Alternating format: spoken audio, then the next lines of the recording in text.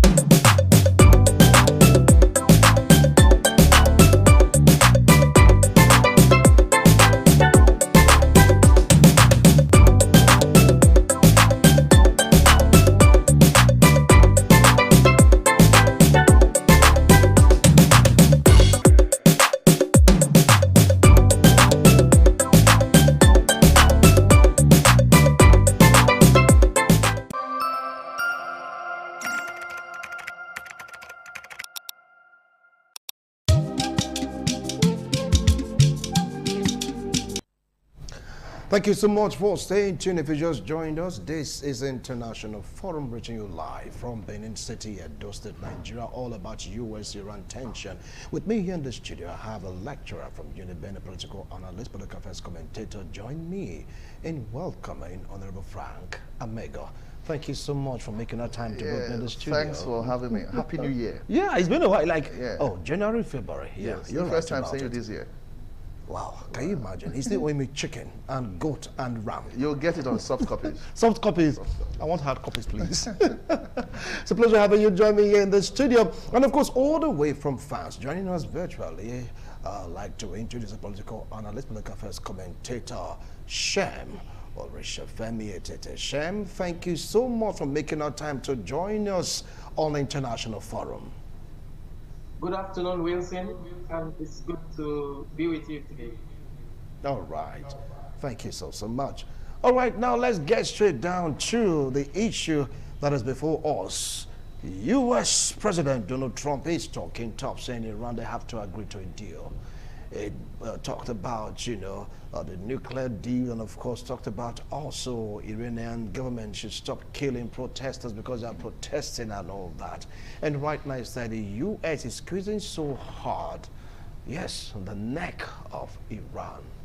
What can you make out of all this, Honorable Frank? Yeah, of course, obviously there is a challenge in Iran.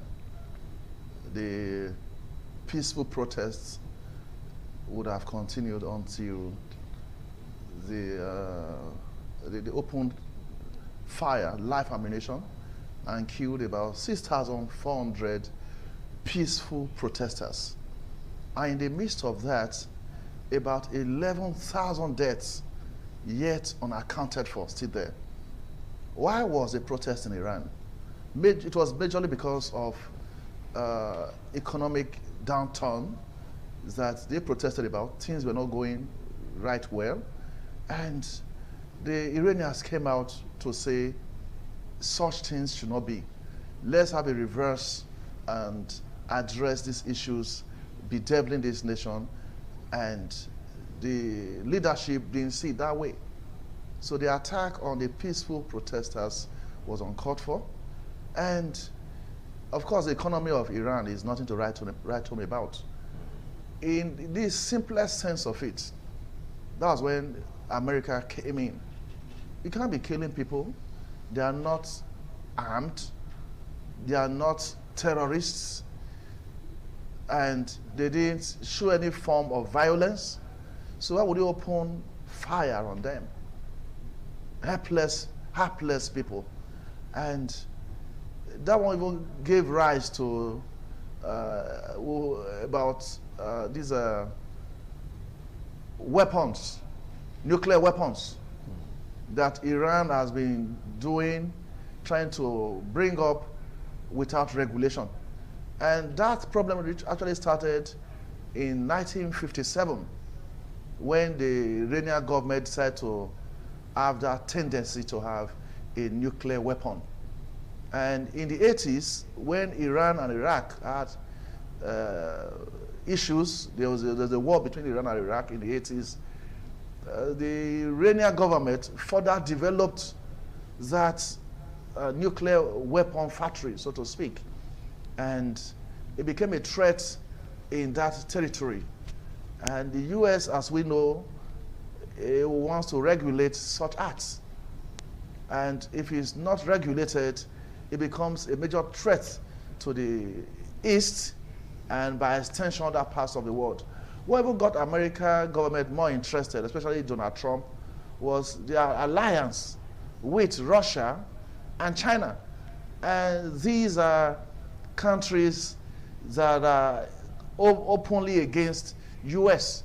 If US says the color is white, they will say no, it's not real white, it's off-white. So these are obvious open antagonism coming from Russia and China. And for Iran to now start associating with them, that's where the American government, in particular Donald Trump, sensed it that these things, if not unchecked, especially the nuclear weapons, if it's not checked, they will create a major challenge to the full globe, especially the exploration of uranium, that they should limit it, or better still, let it be regulated. Let's see what you are doing. But their refusal, the Iranian government, the refusal to allow such a check and balance is a major challenge that is having with the US government. All right, thank you so much, Honorable Frank Kamega. Let's move straight down to France, where Shem is standing by. Shem, can you make sense out of all of this? So I was saying that US is overreacting. After all, Iran government, they do have the right over their citizens, and they have the right also to make sure that there is peace and order, no matter the kind of style or system they choose to enforce it. After all, they are all Iranian citizens. Take it up from there. Yeah, thank you very much. Yes, I don't know, when you talk about rights, I don't think there's anywhere in any constitution where the government has rights to kill its citizens, or to fire at its citizens, unarm the citizens. So I think there's trying to be some. Sorry. Hello, are you there? Oh, it's better now. Yes. So you were talking about rights. So I'm saying there's nowhere, I haven't seen anywhere in the world where you have the right to kill thousands of your own citizens. I think this is where they crossed the line, and that has created some kind of sympathy for the people of Iran, and like all across Europe and several parts of the world, even in America, I saw the protests, there have been protests now in a couple of days. You know, people are not so happy about the mass killing. So I think this is where they have really crossed the line, and I think this is why the U.S. and other nations are trying to come in to see how they can help the people, because the people at this time it seems to be helpless, because the government is not coming to their aid and nobody is coming to their aid. And I think that is why the United States is standing up and trying to, bring some kind of succor to the Iranian people. Thank you so much, Shema. I'll definitely come back to you. Well, right now, we want to go for a break.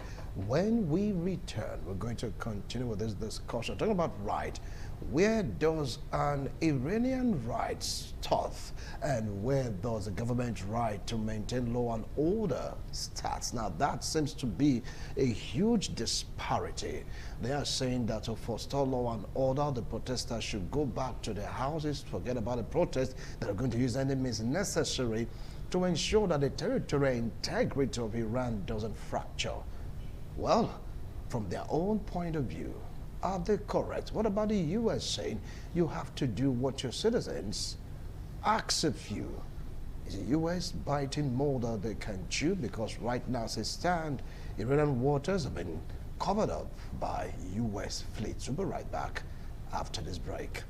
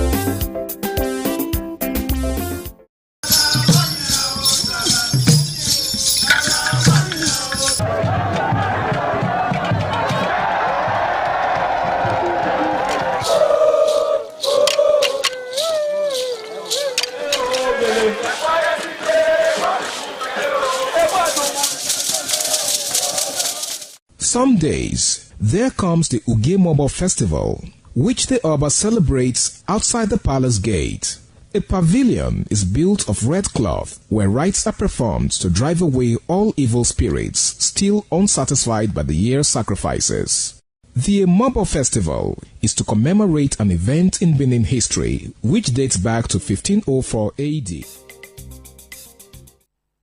Thank you so much for staying tuned. If you just joined us, this is International Forum. We're taking a look at the U.S.-Iran tension, the impact on the Middle East. I have Honorable Frank Amiga and, of course, Shem joining us virtually all the way from France. Now, let's take a look at what is happening right now in Iran about protecting or conserving the territorial integrity and the rights of the citizen. As a government led by the Supreme Leader, Ali Khamenei, don't you think they have the right to preserve peace?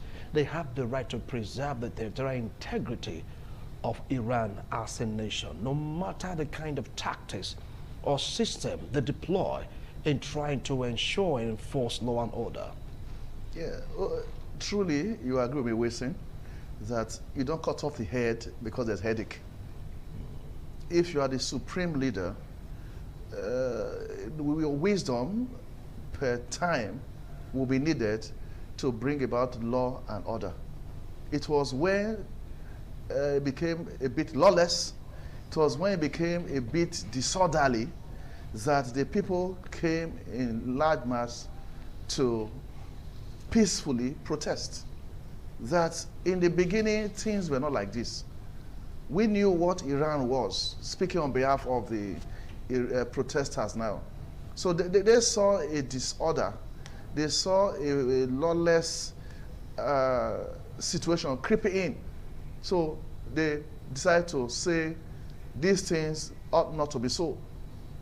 If they were armed and they were uncontrollable, the use of firearms or live ammunitions, say maybe you could deploy that. But not talk about people carrying placards expressing their displeasure over their country that they are subject to. Otherwise, there's no way some citizens of a country will protest if they don't like their country. It's an attempt to have a better country that made them to come en masse to say these things ought to be done differently in a better dimension. So for the supreme leader, I don't know where that nomenclature came from, for the supreme leader to give an order, to give a signal, to instruct that they should be shot at and killed, that's not to protect your own territorial integrity. Even anywhere in the world, you don't have the right to even kill yourself. Not talk about trying to control the protest, which ab initio was very peaceful, a peaceful march. So you can't be a supreme leader to the point that anything you say is correct. In your correctness, the currency is nosediving. In your correctness, the total economic blueprint is not working out. So you should have used your supremacy to bring about a better Iran. And you refuse. And the people that the receiving end are the ones complaining that your policies are not working according to what you promised us. So wisdom would demand from the supreme leader that these theories, these hypotheses should be retested. The way you're testing it is not playing out as you claimed. So to now say they should now pay the ultimate price of dying, that shouldn't be a way at all. Not talking about a better way. That should not be an option towards trying to scare them away from protesting. And protest is a right. They didn't go violent. If you could have the clip now, they didn't go violent. They were not attacking officials. Then you said they should open fire on them. You don't care who they would have killed. The first batch they killed was about 4,600. And another 11,000 still under investigation. So altogether, going close to 20,000 of your citizens that you are killing. So if we ask ourselves a simple question, what if that attack came from Iraq against Iran? Would the supreme leader would he have been happy receiving a death toll at that point? So he doesn't care about the people. He's after his position as if such a position is forever. All right. Now let's go to Shem. Well, Shem, you've heard the analysis of Honorable Frank Amego. Now, what do you feel about this concept? After all, the man is trying to maintain law and order, trying to maintain the territorial integrity of Iran as a country. What's the deal with the U.S.? These are his own citizens. He is their supreme leader. And some Iranians have the opinion that the way Iran is being treated by the U.S. is not the way the United Arab Emirates is being treated by the U.S. After all, they're like, brothers and sisters. They are neighbors. Why this harshness over Iran with the system that they choose to operate with? Well, thank you very much. Like Prof. Amigo said, it's really uncalled for to open fire at even children, women, children who are even people you can less than 18 years old. You have women. I mean, this is really awful. So far I think we've gotten information that so many thousands of families, over 50,000 families in that nation are weeping and they are mourning every day. They are crying for their loved ones. They are crying for their children daughters, for their sons, for their wives, for their husbands, brothers, sisters that have been murdered. And this is not a very good thing, because if you want to be loved by your people, you don't need to you don't need to go this way to harm them and kill them. So for me, I think that action that was carried out by the state against the people is going to cause even more problems. I don't think it's going to bring calm, because now we are talking about blood, thousands of blood. Some sources say 40,000. I saw another source that says close to 80,000. So right now we cannot really verify the actual number of people that have been that have been killed. But from the videos we saw, most of the morgues, all the morgues were filled up, and they were putting dead bodies on the road, because the morgues were all filled up. So this is a really, really scary. It's unimaginable that a nation can do this to its people. So for me, I think it's time, any form of any way they could have peace. I think the nation is in dire need of peace right now, and economic recovery as well. So I also know there's a crown prince. I think we've said on this program before, the Iranian crown prince who is exiled. I think he has a good interest to revive the country and reform the country, and he says in his latest interview that he wants to be a friend of the world, that he wants an Iran that will be a friend of Saudi, a friend of America, a friend of Israel, a friend of all countries, that he doesn't want a violent country. And I think from what I've seen so far, I think the people seem to love him and want him. So let's watch in a few months, and let's see how things turn up. He's already in exile. From what Shem said, according to report on history, he said he wants to be a friend of the world. That will give rise to the next question. U.S. interest, is it about regime change? Do you feel that Khamenei will fold his arm and just watch and see things fall apart in his country by bringing in some, call them striders, in the center, north in the country? U.S. interest in all of this, is it targeting regime change? That's the next question, Honorable. Yes, it's obvious to all of us that the ultimate target is to have a regime change. Because if you allow this supreme leader to go ahead from now to the end of this year, I'm sure you will have no more people to rule over.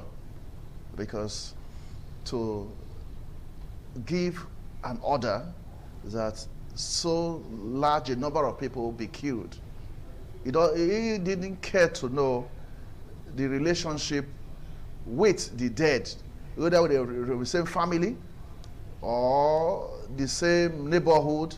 So he has no emotional attachment to the people killed so far. And if the U.S. ultimately will propose, as it were, that there should be a regime change, I think that would be for the betterment of Iran.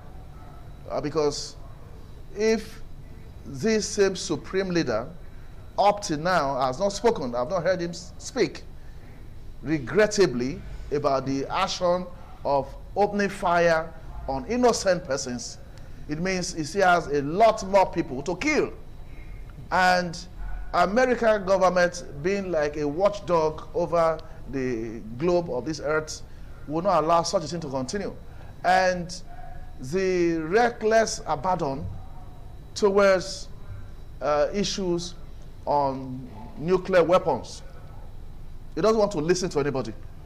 I'm sure the only set of people he's listening to are people from China and Russia, maybe. So if this is allowed to continue, your own people, this one is not an external invasion now to say you are calling for help. You on your own, by yourself, want your people killed without recourse to ways to improve on the economy, or listen to why, in the first instance, the Iranians were protesting. He doesn't care.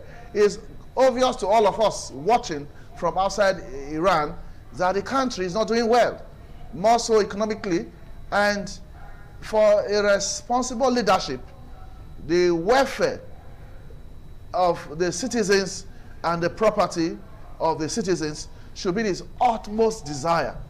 But now he has no interest in the lives of the people he's ruling over. Maybe he's not seeing them as human beings. He's not seeing them as the future leaders of Iran. Because whether he likes it or not, one day he will exit that supreme leader seat. One day will come, he will exit it. So if posterity is anything to go by him, these actions are punishable. And one of the easiest ways to punish the supreme leader in Iran is to make him exit that position. So that, all right. You just hold on. I want to go for a break. When we return, we'll continue with this discussion. Don't go away.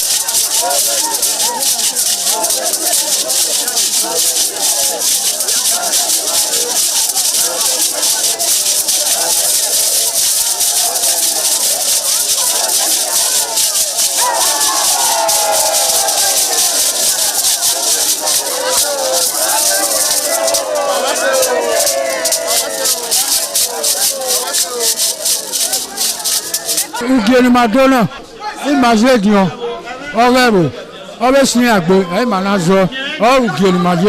you will have to serve the community for 30 years before you come to this stage. They will ordain you or your title. Then by then you are one of the elder. This year now, we don't read the year, so that's why we can do this year.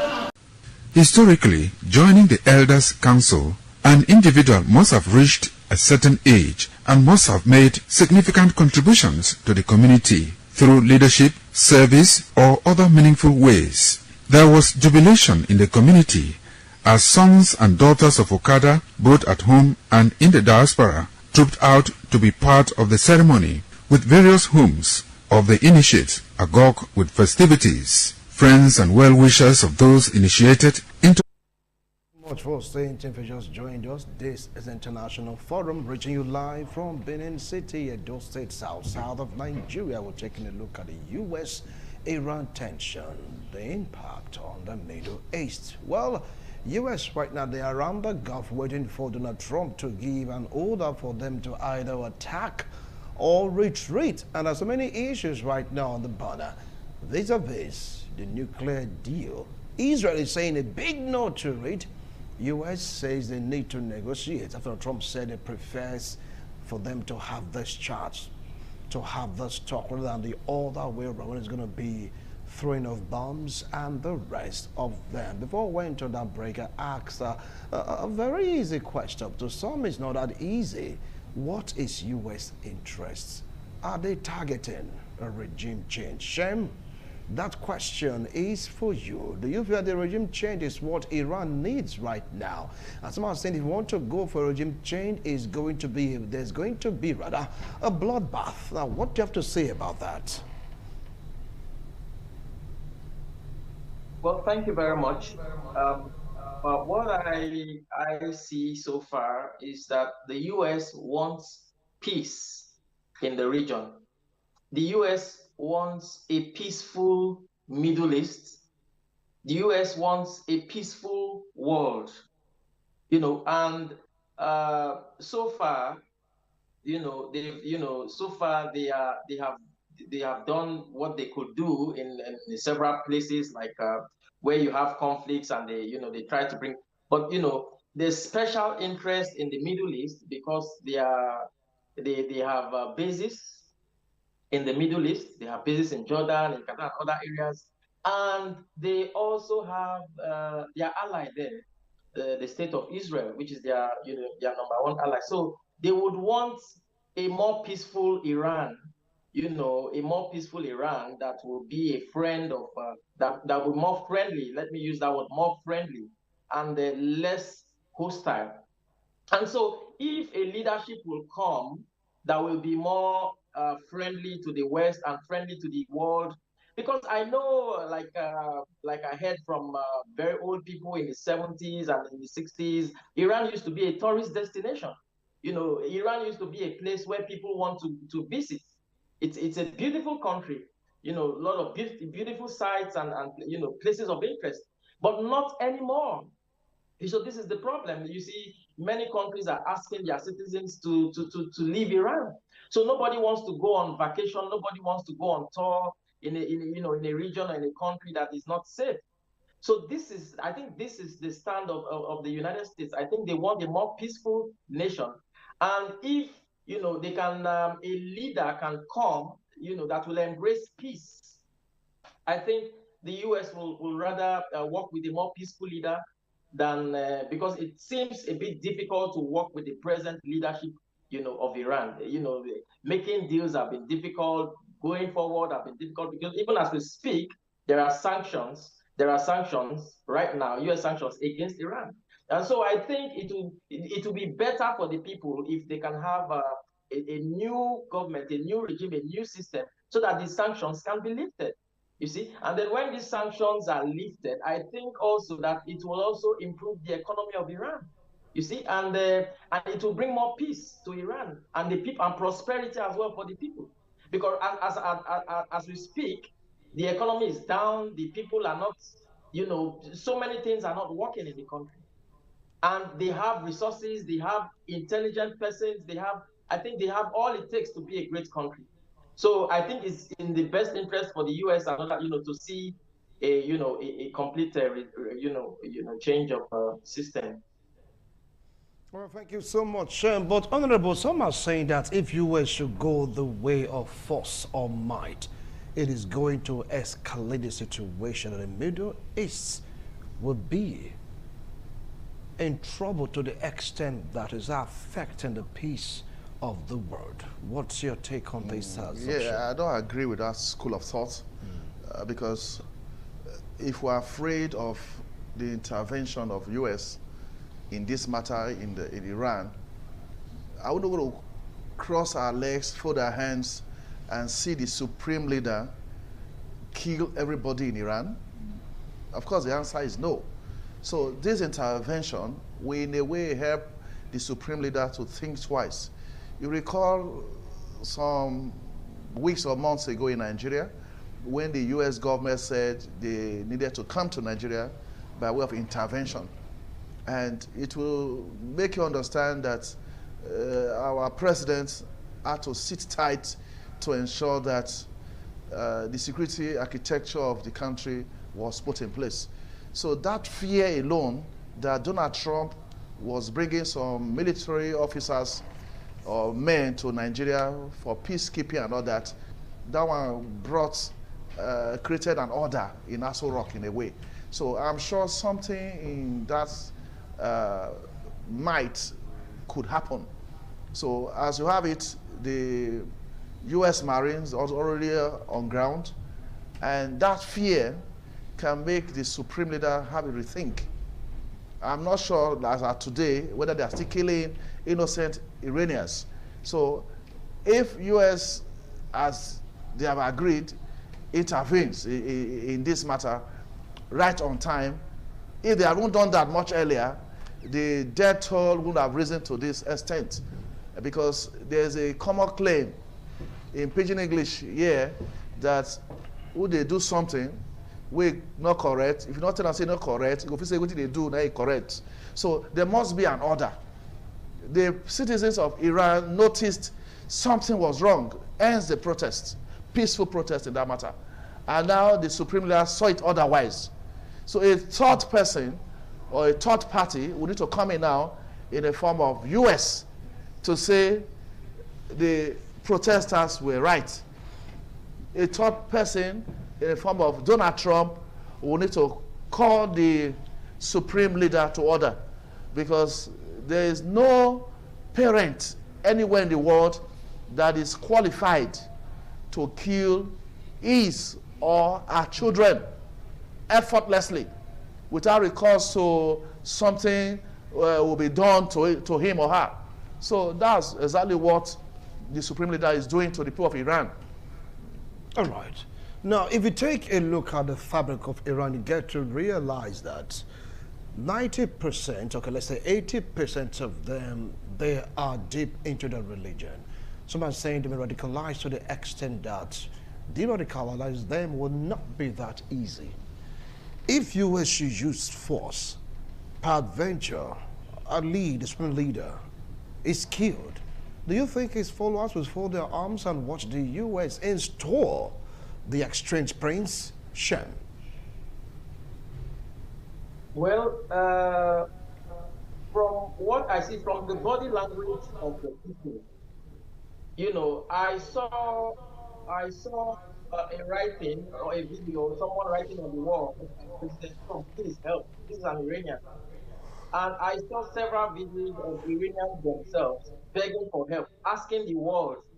They are not only asking Trump, they are asking the entire world to help, but it seems nobody is helping. You know, my mind was, you know, my heart was broken when I saw people weeping, when I saw women, people weeping that the help is not coming, you know, because they really need help. So I think if nobody, sometimes things get very bad before it gets better. So I think this is a very trying time and a challenging time for that nation, where things will go to the bottom before it starts to grow again, you know. So I don't know, you know, for me, I don't, you know, I would have, if it was a, you know, a more civilized country, he would just step down. I think that would have been a more reasonable approach. Just saying, oh, I've lost, you know, thousands of people, of my people, I've killed someone, I'm very sorry, I'm stepping down. I think that would have been the best approach, you know, to reduce, you know, fatalities and all of that. Because if he is, for example, he is attacked, it's going to also He has bodyguard. I mean, he has people around him. So there's going to be more fatality and more. So for me, I think the best approach, how it ought to be, is for him to just quietly resign, and then the nation can now decide. Let the people decide actually who they want. So this is my take on this. Okay. Now, do you feel that the Supreme Leader will resign? Like what Shem is suggesting, say the best way for them to go is for the Supreme Leader to resign. Do you see Ali Khamenei resigning? Yes, it gets to a point whereby he will have no choice. If you really love the people, you wouldn't ask them to open fire on them. Nobody does that. So for him to get to the point that open fire on any moving object, let anything happen. So it shows obviously that you don't like the people anymore. And the protest was or is still a sign that they don't also like you anymore. So the religion is not playing a part here. It's largely Islamic. But when everything is thrown off, religion is not going to help at this point. If you consider that, because there's no religion in the world that advocates the killing of its members. You're not going to kill a nearby community because you don't have any affiliation. The people you are vowed to govern and to take care of are the same people that you are killing. In other words, there is no love in between anymore. Protesters, even those that have not protested, they are still living. And the leadership of the country, there's no love anymore. So it will get to a point that maybe that through sanctions or by other means, the U.S. government will know the best methods to use to ensure that this supreme leader will resign or leave office. Because if it comes to, I don't think they're not practicing democracy in the first instance. This might just be an avenue for the U.S. government to introduce them to democracy. Yeah, well, Saudi Arabia is a present democracy either. So why the difference in treatment? Yes. Saudi Arabia, UAE, you just name it, Qatar, they don't practice democracy. But they have their own system. Why must you force Iran to practice democracy? No, I'm just thinking so. If the best way possible, the U.S. government will institute it. But if it's to force this supreme leader, as they did some time ago, the next time the supreme leader will see himself, he will see himself in U.S. He just land himself in U.S. and there's no vacuum in governance. They will not look for a way out to institute a new form of leadership. All right, remember that Iran warned that if U.S. should drop a bomb or anything in Iran, there will be consequences. Don't forget that particular threat. Now, let's take a look at the issue of nuclear weapon, uranium enrichment, vis-a-vis the nuclear deal. Shem, Benjamin Netanyahu has been talking to saying Iran should be given the power to enrich uranium, no matter what they want to use it for. Uranium enrichment should be far, far away from the deal. Do you see Iran coming to the table, talk to the U.S. about their desire to start enriching uranium, or they will still keep on hiding, trying to enrich the way they were doing until the U.S. bombers went there to destroy it all? Yeah, thank you very much.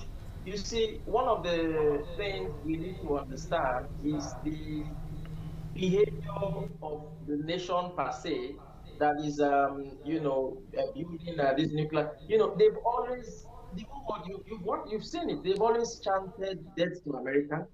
They've always chanted death to Israel. They've always wanted to destroy Israel. So these are the reasons why Israel and the US are not so comfortable with, such, when a more responsible leader or nation, gets powerful weapons such as nuclear weapons, you are not so scared because the nation has leadership that are responsible, that will not just wake up one morning. But you see, when you leave very powerful weapons in the hands of people who can just wake up and who have no, how will I put it, they have no control, they can do whatever they want, then it becomes a huge problem. It becomes a problem not even only to Israel and the US, but it becomes a problem, a global problem. So I think that is why the US is trying to, to control, the those who could own such weapons, because they've seen that, having such weapons in the hands of radicals could lead to a big catastrophe. So I think this is what the US is trying. It's not like they are trying to stop. Of course, you can enrich uranium for civilian purposes, for electricity and so forth. But I think what they are doing is passing the limit of the civilian for civilian purpose, and everyone knows that they are trying to build a weapon that that could destroy. So I think this is where the problem is. The US is not going to fold its hands to allow such weapons to be in the hands of any radical government. All right, thank you so much. Well, you heard Israel Benjamin Netanyahu is saying, look, no matter what, that should be out of the table. Iranian, they are saying that, look, the enrichment of uranium is for agricultural purpose, power purpose, you just name it. As a nation, they have the right also to have this particular enrichment program for their own benefit. So why the fear? Yeah, you don't set your farm ablaze without consideration for your neighbor's farm, because the fire outbreak can spread to any great extent. If Iran accepts regulation, all these issues would have come up. They don't want any form of regulation, and anything that is not regulated can go haywire. It's like a madman with a loaded barrel, a gun. Either he shoots you or he shoots himself. So whichever way there'll be a casualty. So it should submit itself, Iran as a country should submit itself to regulation. Otherwise, you're going to set the whole world ablaze, or you're going to create a catastrophe that you yourself will also be a victim of. When we have an issue with someone that has no regard for his life, you have to run away by yourself. Because if you have some regards, respect for yourself, there's a limit to which you can encourage any form of altercation that might lead to fighting and all that. So if somebody tells you, "Bata will kill each other," in a simple argument, you better run away. So the US government is doing all it takes, as raised by Israel, that they should be regulated on the use of uranium.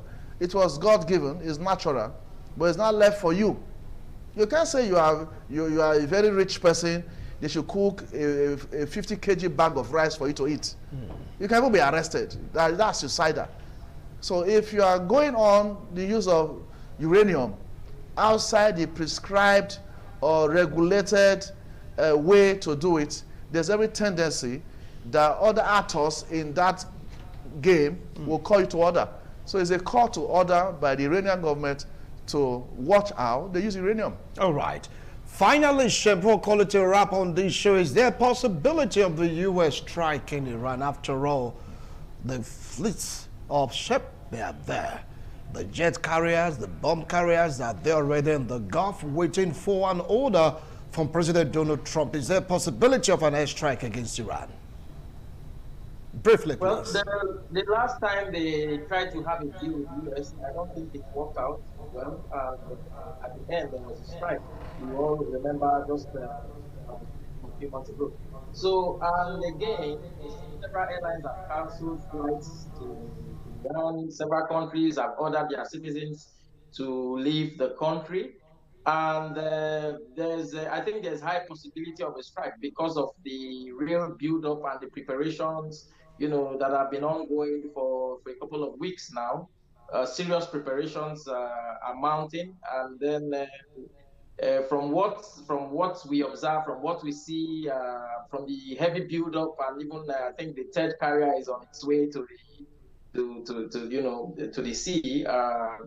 That's making the third F-15 and F-35 carrier is on its way. I think that's one of the biggest in the world, if not the biggest. So America is not joking. America is not playing here. And we know Donald Trump is a man who doesn't just say words. Most times, from what we have seen, what I've observed, he backs his words with action. It may take time, it may take, but he's really going to do what he says he wants to do. So I think it's the best interest for them. We all want peace. I think it's in the best interest for that nation to have a deal. But from what I see, I don't know. I can't say. I don't think. I really doubt. If anything positive is going to come out from the talks. All right. Thank you. Thank you so much. Imminent strike from the U.S. against Iran. Yes or no? Our time is up. No. No. There'll be no strike. There'll be no strike. So just negotiation. Yes. All right, let's see how this panel said there might just be a possibility of a strike, while Honorable Frank said no, they can just talk it through. Artists to report back to you on what is happening globally on the international forum. We'll do it again next week, God willing. Bye for now.